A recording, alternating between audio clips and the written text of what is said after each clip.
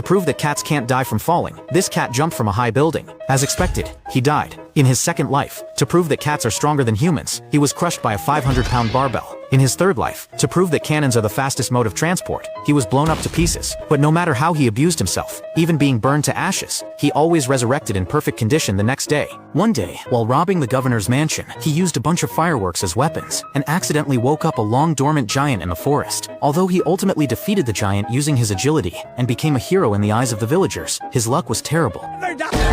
When he woke up again, he found himself in a hospital. The doctor wanted to check on him, but Puss thought it was unnecessary because he was a cat with 9 lives. But the doctor told him, "That makes 8, Puss. You are down to your last life." Puss was in disbelief. The doctor then gave him the address of a cat shelter, hoping he'd go there to live out his remaining days. His pride wouldn't allow him to live like a regular cat. At night, while drinking at a bar, the candle above his head suddenly went out. The next moment, a cloaked wolf appeared beside him. He placed a wanted poster on the table. Seeing the information on it, Puss thought he was a bounty hunter. He tried to end the fight quickly, as he always did, but this time, his opponent was terrifyingly strong.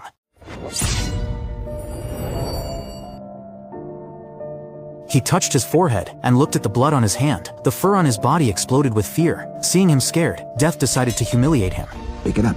Puss, unable to even summon the courage to grab his sword, immediately fled. By the time Death caught up, Puss had already escaped through the filthy sewers. This experience made Puss truly feel fear for the first time. So he buried his gear and went to the cat shelter as the doctor had suggested, deciding to waste away his remaining life there. But by chance, he overheard a group of thieves talking. They mentioned that there was a map in the wizard Horner's house that led to the wishing star, which could grant any wish. In order to get his 8 lost lives back, Puss decided to take one last gamble. At night, he quietly snuck into Horner's castle and found a chest in his room. Inside was the map. But to his surprise, there was a person in the chest, his ex-girlfriend, Kitty. Just as they were fighting over the map, the thieves showed up, and Horner discovered Puss. Then the 4 factions erupted into a fierce battle. In the chaos, Puss escaped with Kitty. But just then, Death, the one who almost killed him, showed up again.